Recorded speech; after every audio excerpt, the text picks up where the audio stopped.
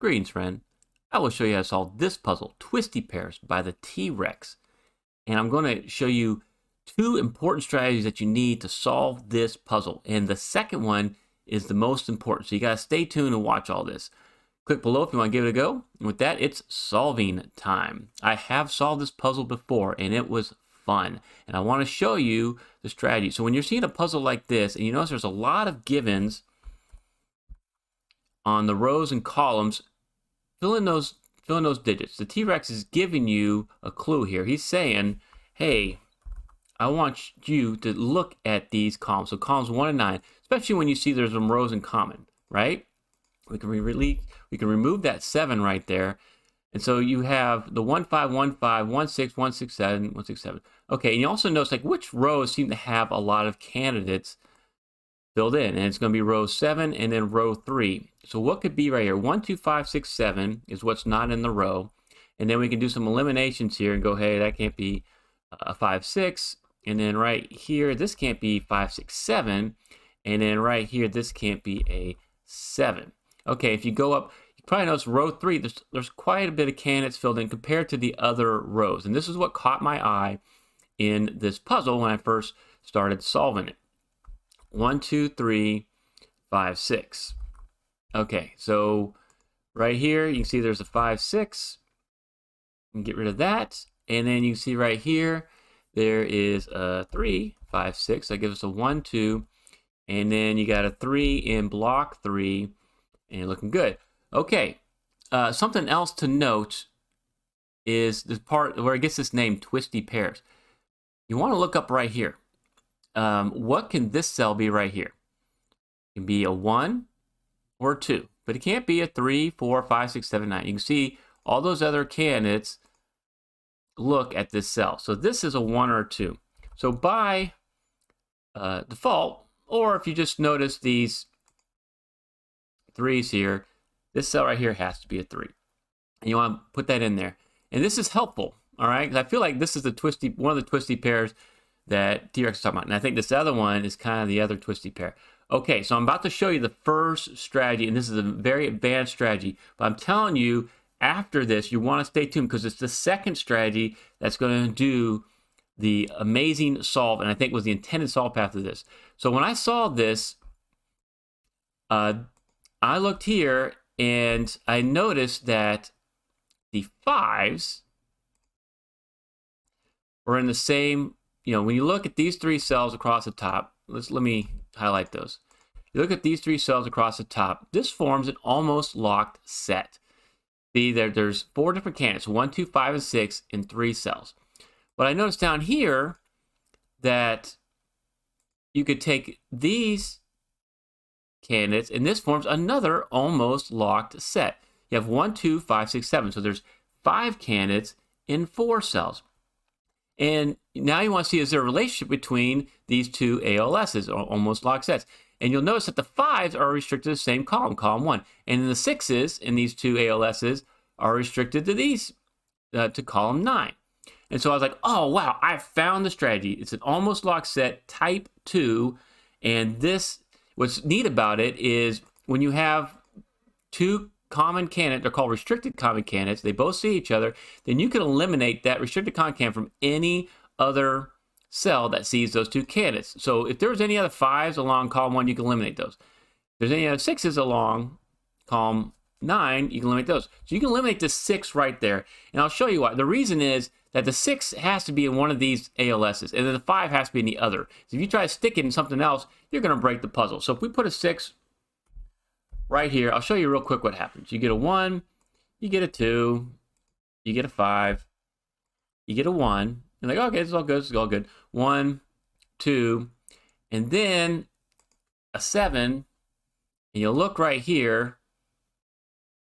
If you have a 6 here, a 1 there, and you have a 7 here, what goes in this cell? You can't put anything in that cell. You break the puzzle. That's because the 6 has to be in one of these ALSs, and 5 has to be in the other. So I was like, great. I removed that 6. This is going to solve the puzzle. And then I got stuck.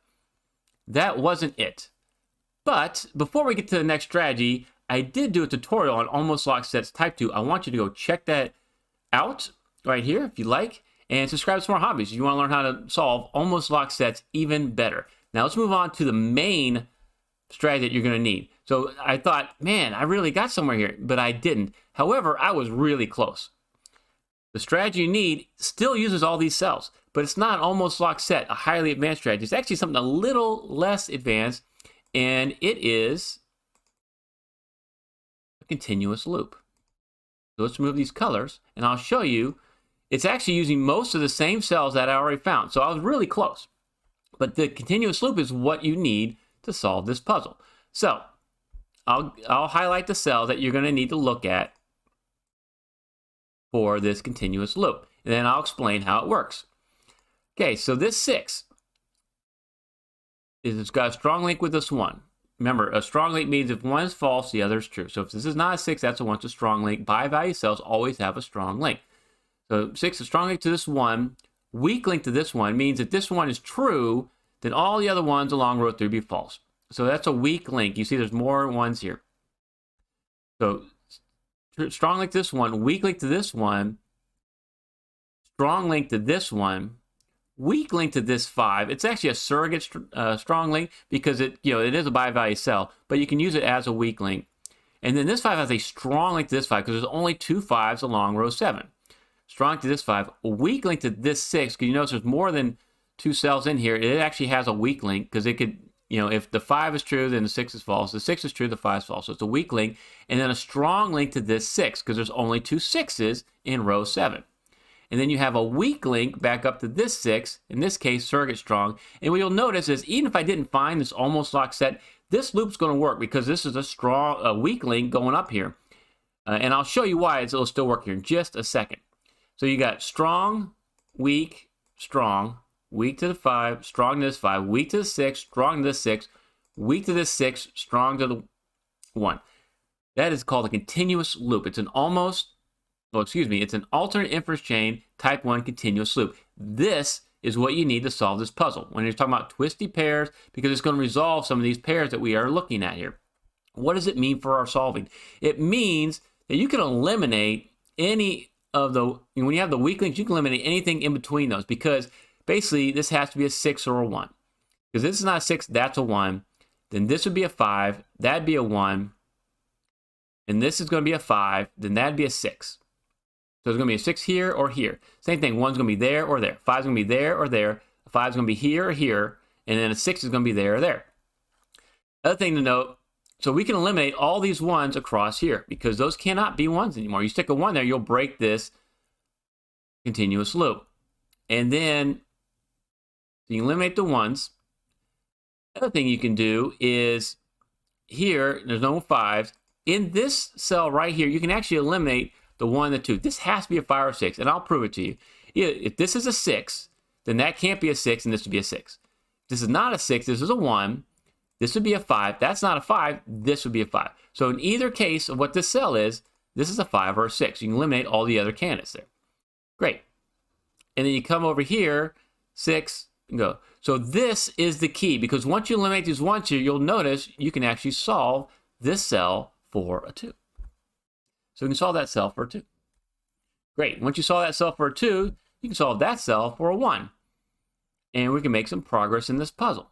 And then you can get rid of the 2 right there. Before I move on with this solve, I'll tell you, you want to stay tuned to the end. I'll give you another puzzle that uses this type of setup and this type of logic to a whole new level. You're going to love it. So stay tuned as we continue solving here, because we're not done yet.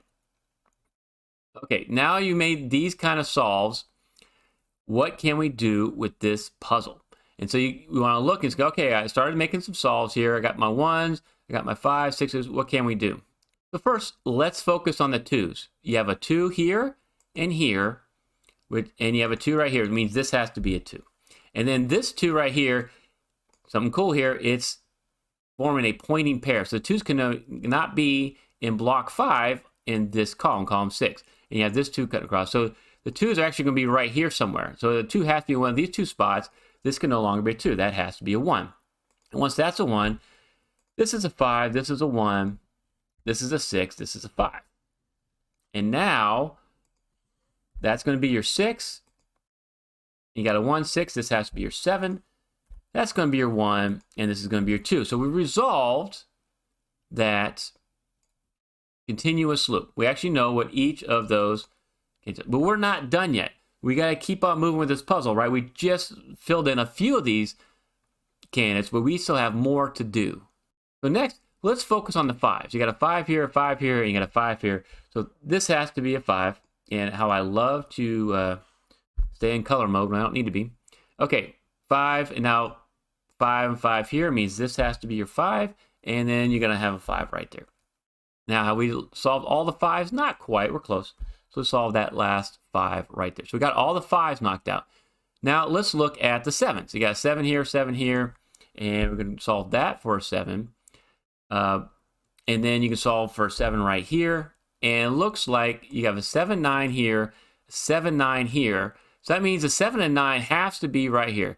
Hopefully you notice, and I'll make a color, that the 7, 9 is basically a hidden pair, right? Because 7, 9 is in column here in block 7, and then it's this column 1 here in block 4. So you know it has to be in these 2 spots, the only 2 spots remaining. So if we know that's a 7, 9, this has to be a remaining cell. Or you can look over here and go 6, 6. That's got to be a 6.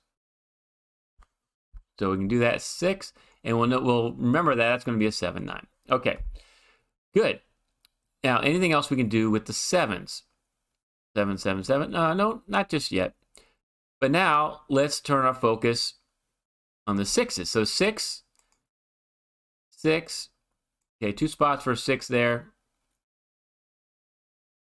And 2 spots for a 6 there. I can't quite solve 6s. How about the 4s? Go to the 4 up. We can put a 4 right there. And you look here, 4, 4, and a 4 means this has to be a 4. And so we can mark out some of the 4s. And now we can look at the 1s. 1's coming up here, 1 cutting across. This has to be a 1. And so you're starting to make some progress in the puzzle. You should feel pretty good. And now you notice here, this is another naked pair because only 2 spots remain, right? An 8 or 9, and then you have this blank spot. So you know that we can solve this cell because it's whatever these 2 aren't. And it's going to end up being a 6. So we can solve that for a 6. Now, with this 6, you can solve that cell for a 6, and then we can solve for a 6 right here, and we can clean up the rest of block 6 with a 3. Great.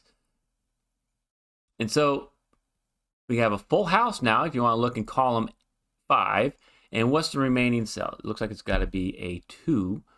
Okay, so we're making progress there. And then you'll notice here, what we're missing, a 8 and a 9. You got your 8. So here's your 8, and there's your 9. Now we can cut across 9, 9.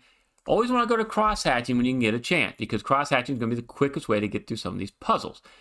You'll see another good pattern here. There's only 2 cells remaining in row 9, but then we have 1 cell, a 3rd cell right here. So we know we can solve this cell. We know this is going to be a 1 or a 3, and because of the 3 here, this actually has to be your 3. So this is going to be your 1, and again, we can solve that cell knowing that's going to be your 6. Nice. And then we got another full house up here. So what's that going to be? It looks like it's going to be an 8, and then with this 8 means this is your 8, and this is going to be your 9, and now we can resolve that 9, 7 we talked about earlier. Great. And now I see 7, 7. I'm going to go over here to the 7 and to the 1. You want to be really accurate when you're putting in these naked hidden singles at the end, because if you mess up one digit, you'll get stuck somewhere. You go, oh man, I messed up this whole puzzle, and you don't know. It's really hard to backtrack. So pay attention and verify these as you are making those marks. Okay, 1 and 1 right here. This has got to be a 1, which means you got to have a 1 right there because of that 1. And now I can do the full house. The best way to do this is kind of just focus on those full houses. 3, 3, and then stay with the digit as far as you can take it, because the quickest way to get to a puzzle is cross-hatching. That's what I'm doing right here. All right, and now I can see, hey, this is a full house. That's got to be a 4, and now this block's a full house, and this has got to be a 2. I don't see a 2 over here in block 4, so I can mark that for a 2, and then in my last solve is a 4. So like I promised, check out this other puzzle that's going to take continuous loops and almost lock sets to a whole new level. Thank you to T-Rex for letting me feature puzzles on this channel. Don't forget to buy me a coffee link. Thank you so much for watching.